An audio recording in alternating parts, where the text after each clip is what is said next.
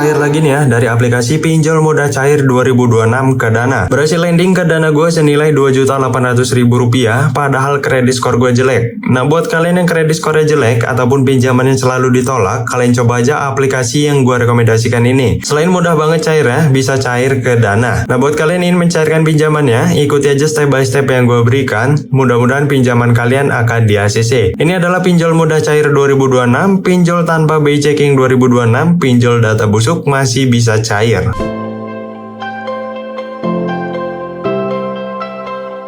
Oke teman-teman, kali ini kita sudah berhasil masuk ke dalam aplikasi pinjol cepat cair 2026 ke Dana tanpa BI checking. Untuk tampilan utamanya kurang lebih seperti ini, memberikan bunga 0,05% per hari, dan untuk tenornya 180 hari. Proses pinjaman ada 4 verifikasi ya. Nah, buat kalian yang ingin mengikuti step by stepnya, siapin aja KTP dan juga handphonenya. Karena kita sekarang langsung masuk ke step yang pertama di sini, yaitu bagian identifikasi wajah dan juga foto KTP bagian depan. Perlu gue ingatin sekali lagi, hasil foto yang kalian foto ini harus benar-benar jelas, tidak boleh blur sama sekali. Kalau hasilnya blur itu pinjaman kalian tidak akan di ACC. Nah, maksud dari hasil foto jelas bukan hanya jelas aja ya, yaitu foto KTP-nya ini harus terbaca mulai dari NIK-nya, nama kalian, tanggal lahir, alamat lengkap, pokoknya semuanya itu harus terbaca di bagian KTP kalian. Untuk identifikasi wajah juga sama ya, kalian bisa bantu aja semuanya dengan pencahayaan yang cukup agar hasilnya maksimal. Oke, di sini gue akan isi terlebih dahulu untuk bagian yang pertama ini. Setelah itu kita akan melihat tampilan yang berikutnya. Nah, oke teman-teman, setelah memfoto KTP bagian depan dan juga identifikasi wajah, maka tampilannya akan muncul seperti ini, yaitu bagian pengisian nama KTP ataupun nama sesuai KTP, nomor KTP, agama, pendidikan, dan status pernikahan. Untuk bagian dua atas ini akan terisi otomatis seperti gue ini ya. Jika sudah terisi otomatis, sebelum kalian masuk ke step selanjutnya, kalian koreksi terlebih dahulu karena takutnya ada yang salah nih satu angka ataupun satu hurufnya. Jika ada yang salah itu pinjaman kalian tidak akan di ACC. Apalagi buat kalian yang sudah masuk ke step kedua, itu kalian tidak bisa mengulang ke step sebelumnya. Nah, untuk bagian bawah kalian isi aja sesuai dengan KTP kalian ataupun data diri kalian.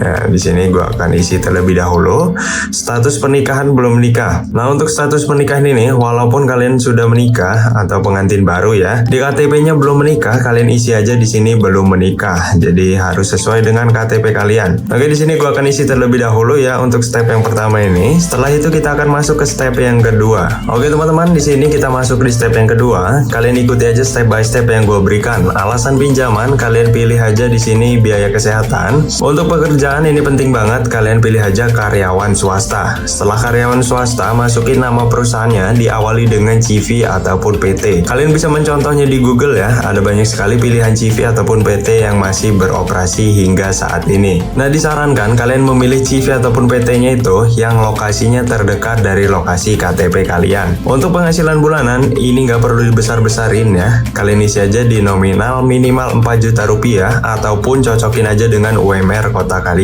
Sedangkan untuk informasi alamat, ini adalah alamat tempat kerja kalian ya, bukan alamat domisili kalian ataupun alamat tempat tinggal kalian. Jadi di sini gue akan isi terlebih dahulu ya untuk step yang ini.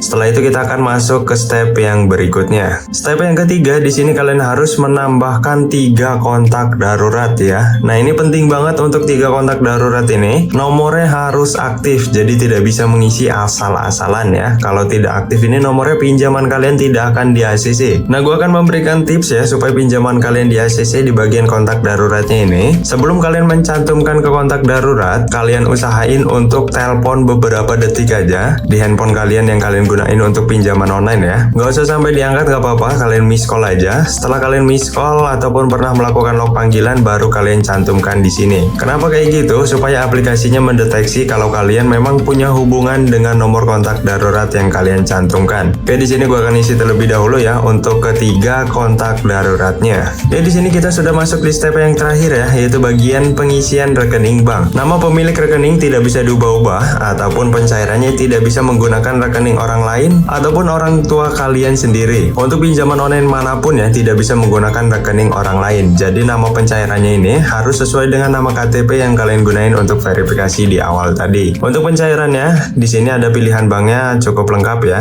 Nah, buat kalian yang tidak mempunyai akun rekening, ikuti aja step by step dari gua karena gua juga mau mencairkannya ke Dana. Kita pilih Bank Permata di sini. Setelah itu kita akan isi nomor rekeningnya. Nah, nomor rekeningnya ini pakai kode ya, yaitu kodenya 8528. Nah, kode ini hanya khusus untuk Bank Permata ya. Jika banknya berbeda, maka kode pencairannya juga berbeda. Nah, untuk 8528 adalah kode pencairan Bank Permata ke Dana. Setelah 8528, kalian lanjutin dengan nomor Dana kalian. Tidak ada tambahan apapun ataupun pengurangan apapun. Setelah 8528, 08 dan seterusnya. Bagian bawah ini sama ya, karena ini konfirmasi nomor rekening saja. Oke, di sini gua akan isi terlebih dahulu ya.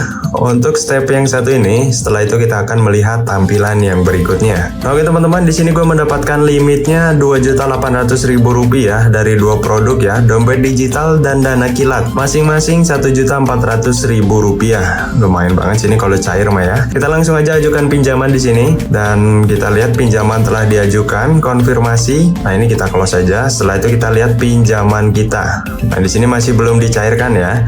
Kita tinggal nunggu beberapa menit aja, mudah-mudahan pinjaman ini akan cair.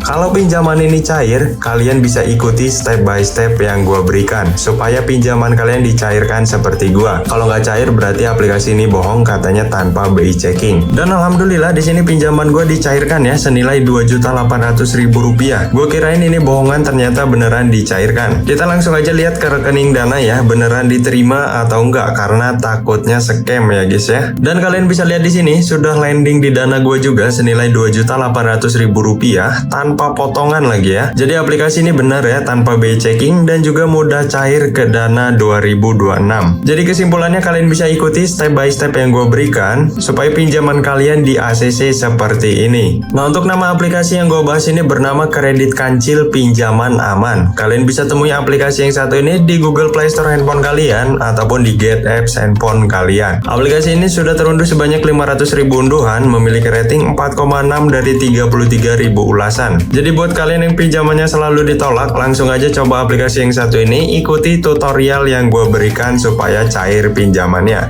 Nah, buat kalian yang sudah mencairkan pinjaman dari aplikasi yang satu ini seperti gue, kalian bisa komentar di bawah ya, untuk membantu teman-teman yang lainnya yang lagi mencari pinjol cepat cair ke Dana. Sampai bertemu di video selanjutnya, see you next time.